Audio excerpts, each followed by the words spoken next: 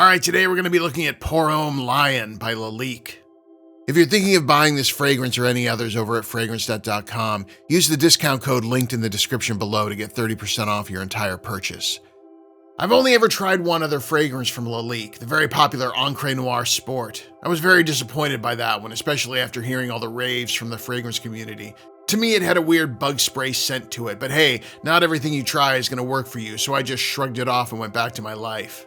Once again, I was lured in by recommendations from the fragrance community to give this classically woody aromatic Lalique fragrance a try, and let me tell you, I have the same fucking problem with it. The last time I was this disappointed was when someone took me to a vegan restaurant without warning me first so I could impolitely decline. And the problem I have with it, the same bug spray scent. Is it me? Am I at fault here? Maybe, but either way, let's break it down. The open should be exactly the kind of fragrance I'm looking for. Tons of citrus, tangerine, mandarin orange, pomelo, bergamot, and grapefruit are all melded together with a sharp green rosemary and light lavender note. This is exactly the kind of open I should like, but man, it falls so short for me. I think it's the rosemary, which seems to fight with the other citrus, coming off harsh and unwelcoming, like an ultra-white Karen who sees someone of any other ethnicity walking around their neighborhood. The middle goes floral and woody with cedar, iris, lily of the valley, and jasmine, which is great but ends up being unable to fight its way out of that open. It's a weak middle, weaker than a shaken martini, weaker than Andrew Tate's chin, weaker than Trump's bowels. Have I mentioned how weak it is?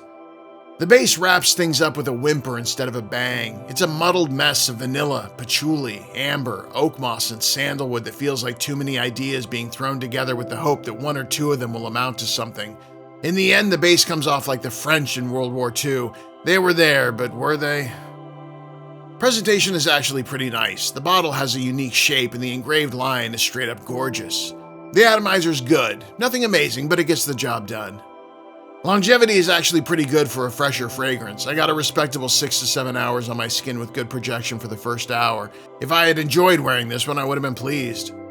Is this going to get you compliments? It was the great American statesman Bernard Baruch who once said, "Be who you are and say what you feel, because those who mind don't matter, and those who matter don't mind."